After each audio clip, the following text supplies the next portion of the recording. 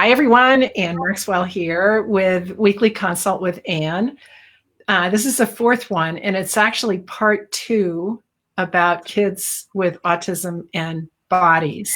And I'm here with my very special guest, Trina Rice, who's an occupational therapist. So for those of you who didn't see the video last week, please watch it, because we did really a foundational information presentation, if you will, about our particular perspective and point of view about autism and kids with autism and their bodies. So, and the main point that I would love you guys to come away with is, I don't know how clear we made it, but the idea that in order for a child with autism to change their body's behaviors, they need to be connected to their bodies.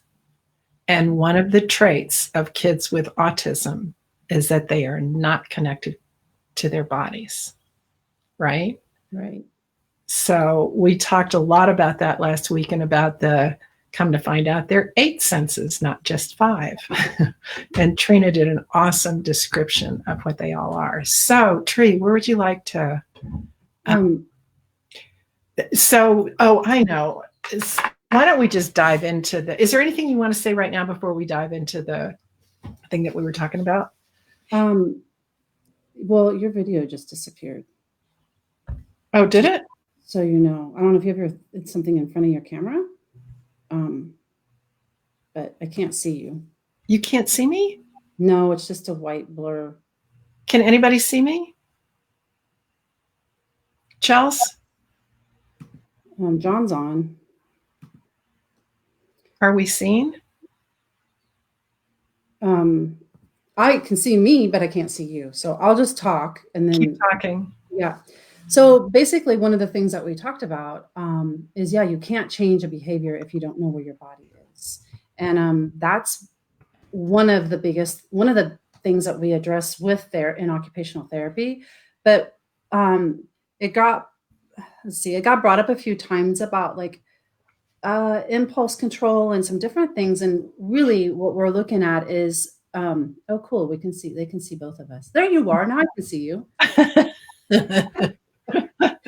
Welcome to our world. I think I need to tone it down a little bit. It's called self-regulation. There you go. I can fry motherboards. And probably many of your kids with autism. Just saying. Yeah. So if you glitz out on all the technology stuff, that might be why. All right, go for it. Well, self-regulation is really what we're doing right now, because with what you're doing something live, and then all of a sudden you disappear into the ethers. You can get all frantic, right? So it's your ability. Self-regulation is really taking a good look at your surroundings and what's going on with your body, and changing your behavioral response to what is needed. Okay, say it again. Okay, so self-regulation is taking a look around at your surroundings and what's going on with your body. Yeah. And changing your behavioral response as needed. Right. So and as an example, to do that, you actually have to be connected to your body. Yes. Right. Cool. And we talked about last week about the ways that kids with autism are not connected to their bodies. Potty training is an example. Not being able to speak, not being able to express themselves using their mouths. And not even, we brought up last week, not feeling temperature, hot or cold, being able to distinguish the difference. Walking into walls like that. Is that proprioception, or is that the other one? That's proprioception. That's proprioception. Yeah. Getting in, somebody always being in your personal space. Right. Nobody knows about that. Yeah. So one of the things that I thought would be cool to bring up today to follow up with that is something that we talk about is called zones of regulation. And it's really what it's about, self-regulation. It's being able to identify where you are and what state you are in so that you can become aware and have more self-regulation.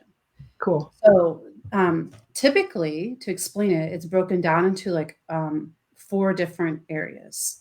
And there's a lot of visual schedules out there for this.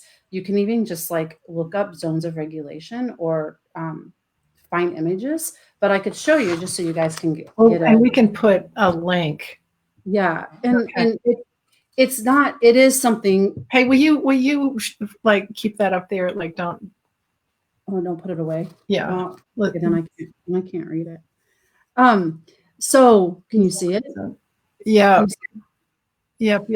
Cool. Awesome. Okay. So there's typically what you're looking for is for somebody to be in I can't go the right way, green zone. Yeah. And the green zone is really, really where you are, where you're happy, you're ready. It's where you are ready to learn, ready to go, where you can go out on adventures, ready to learn. And you're like calm, if that's the word that you want to use. And connected to your body. And connected to your body. Uh-huh. Yes. And that just makes, it's when you're in your happy state, it just makes it so much easier. Then we have like the red zone is really when you are really angry or mad or upset, out of control. And that can look like yelling, hitting, head banging, self-injurious behaviors, tantrums on the floor. Yeah. 16-year-olds acting like 2-year-olds. Yeah. That's when you're like, right. And then the yellow zone is kind of in between. It's like where you're frustrated. You could be frustrated. You could be worried. And it can show up as being really silly too and really wiggly, Yeah. Or excited, or the opposite, which would be anxious. So that's up. Yep. So that's the yellow zone. So it's kind of like where you're in the green and then something goes on and you might get to yellow. Yeah. Before you hit red. Yeah. And the blue zone is really more of like when you might be sick. Can I ask you a question about the yellow zone? Is that when you're in the yellow zone, do you still actually have a choice about which way to go? You can tip right over the edge. Yeah. Or you can choose something that's going to calm you even more. Yeah. And that's a good place. And the key thing that we're talking about with all of this about changing the behaviors and knowing where your body is, it's really a lot of the fluctuation between the green and the yellow. So you really want to be in the green, but the yellow is where something might occur, like just what happened with us at the very beginning when we should video us coming here every week. We spent 15 minutes, some of the smartest brains in the world, and not able to do it. But here we are. So then that's what shows up is like, that you either get a little excited or you get a little anxious and you get a little flustered. That's the yellow zone. And so then what do? You have to come up with something to like get back connected with your body, whether that is taking a moment to take 3 deep breaths. Right. Exactly. And ask a question. All right. So what can we do here? I mean, I as a tool in the yellow zone, when your child is in the yellow zone or you're in the yellow zone, I think that asking a question is personally my tool of choice, right? When I'm in that zone, if I can remember, like, all right, so what is this? What can I do with it? Is this something I can change? Is this even mine? Is this even mine? What's going on here? What do I know that I'm pretending not to? I mean, really, you guys know your kids better than anybody. Like, what do you know about your kid? Yeah. And really, the other part of it too is what do you know about your child and what do they also know? Because they're so aware all the time. So a lot of times they can be picking up on stuff that's not theirs. It's not theirs. Right. And I mentioned that last week when we were talking a little bit about congruency. And what I meant by that is like, hey, if you as a parent, you're having a bad day or you're having a rough morning or you're running around feeling really anxious because you got to be somewhere and you're running late and the dog is barking and you're trying to cook something and it's burning and the phone is ringing. So what do? You get a little overwhelmed, and it can come out as roar sometimes. It's so true. I can't tell you the kids, like when I worked on an inpatient psychiatric unit for several years, and when the unit would explode, which it would periodically, my blood pressure would drop and I would breathe. And this is just me naturally. This was way before I discovered a lot of the things that I've discovered in the meantime. And I was actually one of the ones that could go on the floor and settle everybody down, just because I didn't go off like a bomb. A lot of the other staff were like, and they'd run around or scream and yell at everybody like that. And I'm like, this stops. We're doing this now. Right. So somebody just put in the chat, I am never stressed nor late. You guys are so cute. What's your trick? And you can make $1 million easily. But also, all right, the other thing is like an ability to laugh, right? Like a sense of humor. It's like, oh my God. Exactly. Could this get any like sillier right now? But we bring that up because it's real life and it does happen. And then when you have that angst going on, your kids can very well pick that up and then they start acting that out and you're like, why are you being so crazy? Right. They pull this stuff out of your head. I'm telling you, that sounds so weird, but they do. They do. They do. They're like little mini SpongeBob radio tower combos. Yeah. And especially out of your head because they're closer to you than they are to anybody else. So if you are having one of those rough moments and they come to you and they start acting out or they ask you, hey mom, hey dad, are you okay? Or whatever, be truthful and don't be like, no, I'm fine. Be like, hey, mommy or daddy's having a rough morning this morning or say something because that allows them to be able to start identifying that, oh, that's what that is. And then it helps them going back to this to know where their state of regulation is. So one of the people viewing it, you guys come in as Facebook users. So I'm not using your name because I'm rude. It's just because it's not showing up in Be Live. But I do go off very often lately now that I have my son all the time and we're having a rough time, what to do. So a lot of what Trina's talking about, but the other thing that you can ask your kids to do is to help you out. Like, this is a tough time and we're together all the time right now. And can you help me out? I actually need some help to make this be easy on you and easy on me. Right. And it's not that I don't know that you necessarily like treat them as an equal because you're still the parent and they're still the kid. And yet, energetically, they really can help you out. They really can contribute to you. They can. So here's an example. There was a mom of a 10-year-old who is still very autistic. He's in college now, but and she's brilliant. And she was in the basement working remotely, which she'd been doing for years. And she got really frustrated and she was in a meeting and she didn't say anything. She said, I swear to God, I didn't make a noise, but I got so mad when they said this one thing. And he came flying downstairs and said, Mom, are you okay? And she said, yeah. And then she realized that she needed to sort of fess up and said, no, actually, I just got really angry, but it has nothing to do with you. Thanks for checking on me. Like that. That's how they are. Yes. Right. That's so true. So cool. Cool. And be kind to yourself about like what's going on that's making you go off all the time. And where are you judging yourself? Are you making yourself wrong for not being able to fulfill God knows whose expectations about who you are, how you should act, how you should respond in this COVID craziness, what being a good parent is, what having a child with autism means, like all that kind of stuff. Like, what And if, it is, go ahead. yeah. And it is finding what works for you, because every time it's just like us with the kids, every time is different. It's not one thing that's going Right. to do it all the time. But one thing you could do that I've talked about before, and it's awesome for the kids too, but it's awesome for us as adults, is like 5-finger breathing.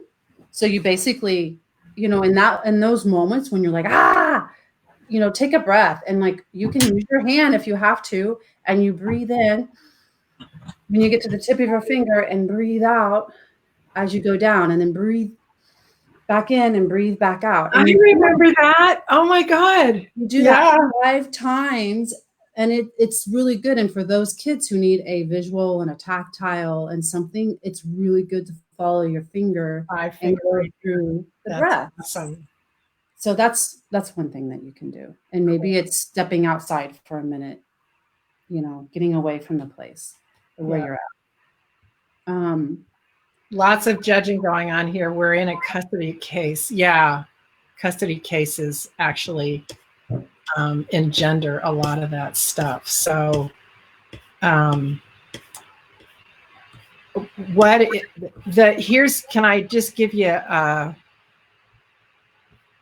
right, laptop, can you just settle down? Can I just give you a quick thing about custody cases and what judges like and what they don't like?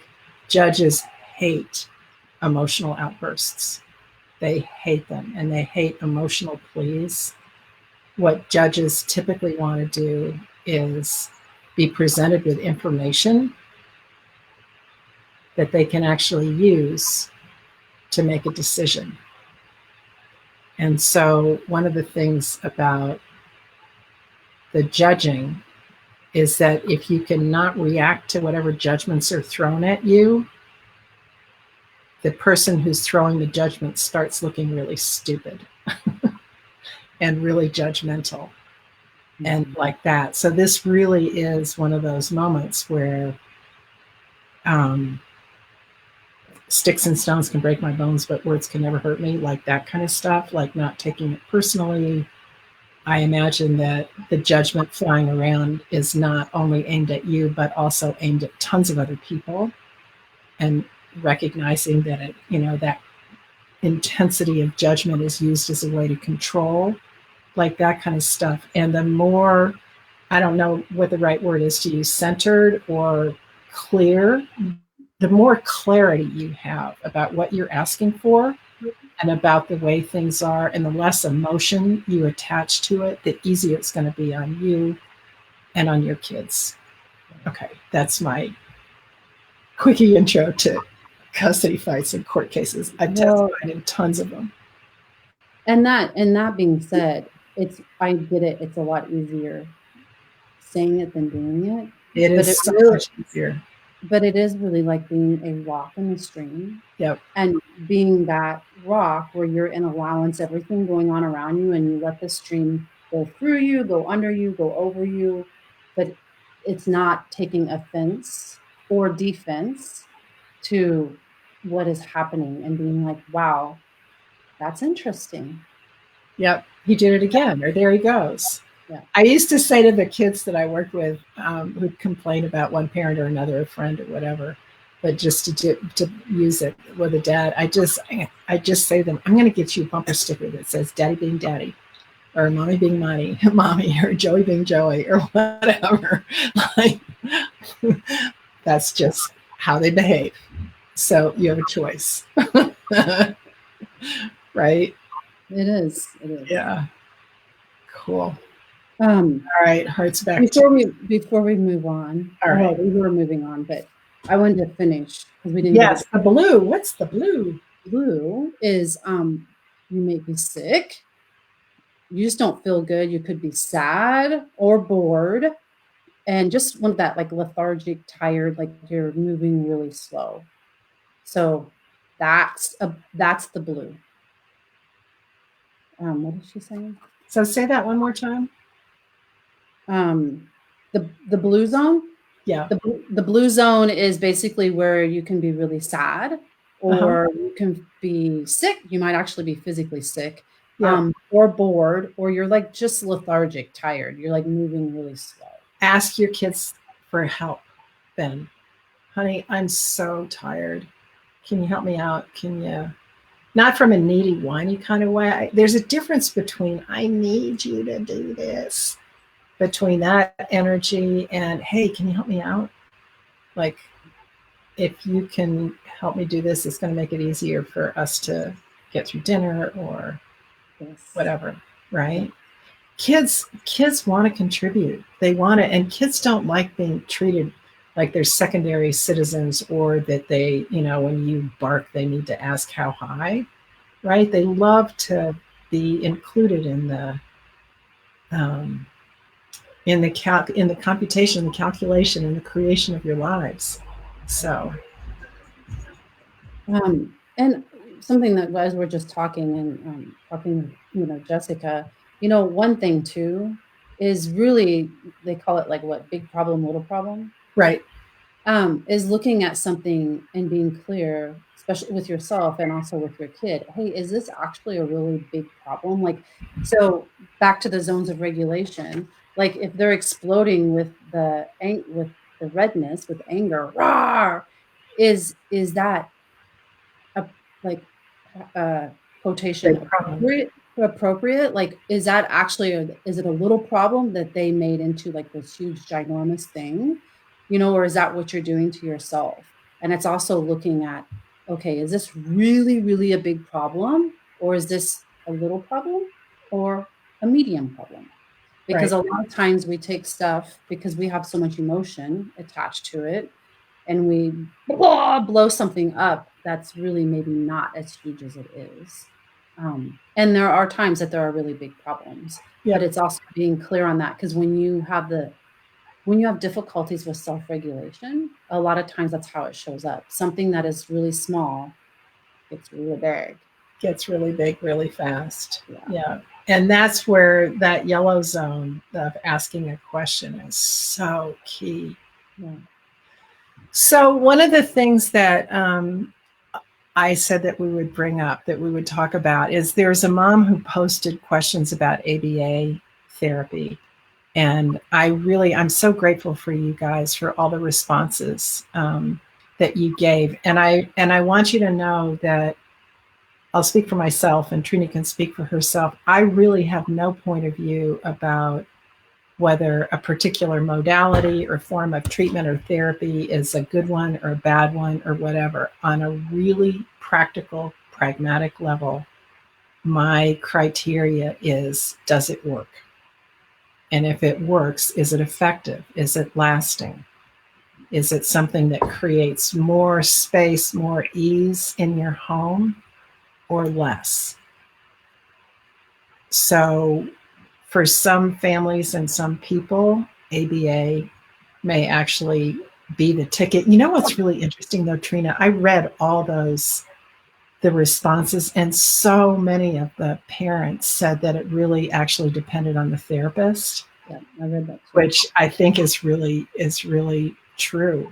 Like, because I was a behavioral modification therapist, or at least that's what I was supposed to be when I worked in that residential treatment center. And most of the kids there had autism and or ADHD and or were so freaking different and just didn't fit in and couldn't like make it out in the world or in a home or in a regular school or anywhere.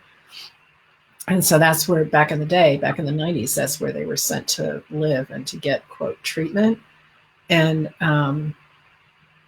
I had to ask myself that question, like, because my kids and we got along great. I love the kids that I work with, and I really did. And one of my supervisors said it's the relationship that you have with them that Yes, that makes a difference. it Like is. it does. And so when you're looking for therapists or for people like Trina or for ABA therapists or whoever it is that you're looking for, look for somebody that is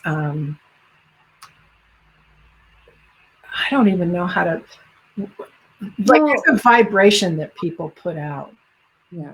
And it's whatever that vibration, everybody has different ones. And there's some people that are drawn to certain kinds of people and other people that are drawn to other kinds of people.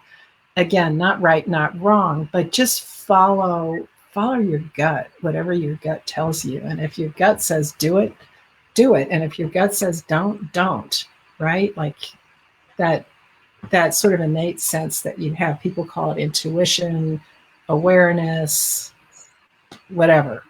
Gut instinct. Telepathy, instinct. What did you say? Your gut Your gut instinct. instinct, whatever. Follow that and Yeah. ask yes or no. You can function from this sort of yes or no universe. Is this going to work out in a way that's going to help my child and me or us? Yes or no. And one of them, so the second tool asks the question, and then the second tool again, like going back. Can you guys hear the machines in the garage next door? A little bit. It's not bad though. Hold on. And the second question is, if we choose this, what's that going to create? Is that going to create more ease or more heartache? And one of them will be lighter, right? Right. Yeah. Yeah, I would, you know, I get that ABA is it can be a controversial topic. Yeah. And really, really it's what Anne is saying. It's like there's not one tool that fixes or changes. And it's really not about fixing. Mm-mm. It's because these kids don't need fixing. It's what's going to contribute and what's going to create more in their life and also in your life.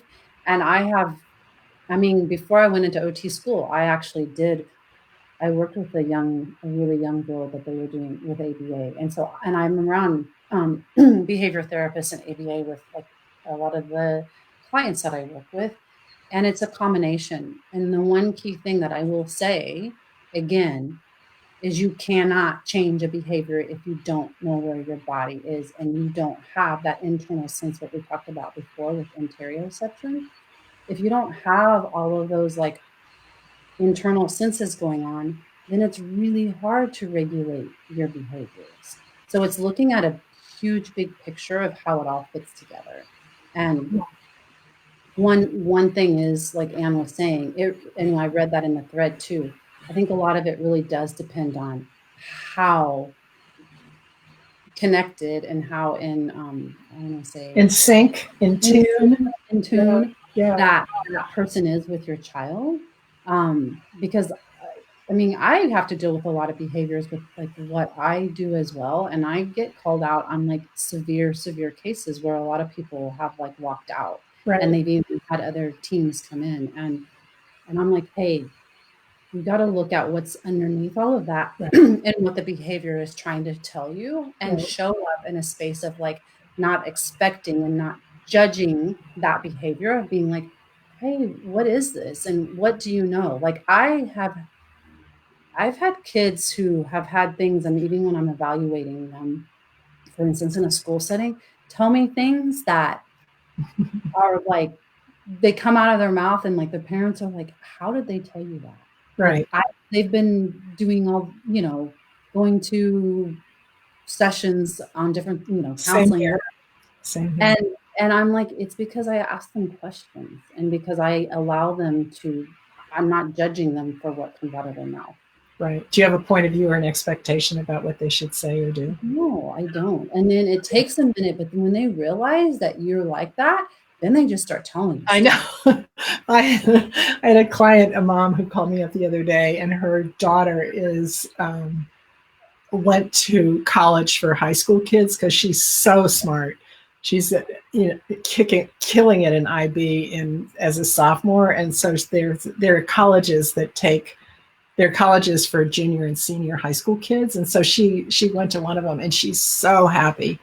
And her mom called me a couple months ago and said, "Oh my God, I can't even begin to tell you how grateful I am for you." Because she used to go see a therapist, and this is how she would be in the therapy, like this. And She wouldn't say anything. And I'm laughing. I'm like, I couldn't get her to stop talking. She would just go on and on and on and on. But you see the connection that Trina and I have, like that energy that we have, and the way we talked about when we first met, that there was an instant connect, right? Like this is my peep. Like, I get that. You can have that with therapists. So find one. Ask for one to come into your life if that's what you're looking for. And whether the flavor is AB or Trina or anything in between, go for it. Just do it. Because the reality is that your kids also need to learn tools, and they need to learn how to function out in the world.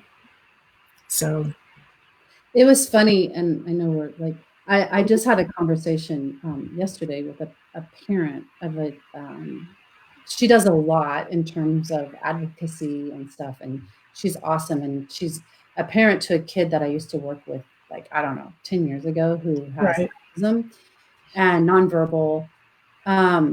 Anyway, we were just talking because she's like, "Hey, Trina, I want you to, can you, we have this conversation, this interview, whatever." And I'm like, she's like, "I can tell you, let me tell you, like, what's different." And I'm like, "Okay, tell me."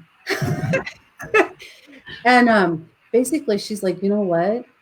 You are aware, you have all these different tools and all these different modalities and all these different things, and you look at what's required for each person at each time." And then she's like, "You're not afraid to apply it, even if it's way outside the box." That Trina and I have that in common. Pediatricians refer their kids to me. She's a little outside the box, but what she does works. It's a little weird, but it's weird, but it works. They send me their toughest kids. Yeah. And so anyway, she was just saying that, and she goes, and that's what makes it different. She's like, "You're really aware of like all the, therapy stuff and all the senses and the bodies." And then she's like, "And then you take everything and apply it when it's required." Yeah. Even if it doesn't go along with like exactly the way it should look. So for those of you who are watching the video, if you are following what Trina and I are talking about, we're going to end on this. You already have the capacity. If you're following what we're talking about, you already have the capacity. It's nothing that you need to learn. In all likelihood, it's something that you need to let release, allow to exist, invite more into your life or whatever. But it's nothing that you need to learn. Because if you can follow us, you already are it. It's nothing that you have to become. So I realize this is maybe a little farther out than many of you may be used to, but welcome to our worlds. And let us know. I'm wondering what else you would like to know. I'm getting to bring Trina back again. Yes. Yeah. Oh yeah. If you're asking me, yeah. Yeah. And let's see. If you guys please would comment, and maybe we'll do Chelsea can do a really pretty post saying what else would you like to find out about. But throw it out there, you guys. We're here for you. We're so grateful for you. Trina, thank you so much. And Chelsea and John, thank you. And all the parents out there watching now and in the future, thank you. Thank you. Okay, Thank you guys. All right. Bye. Bye.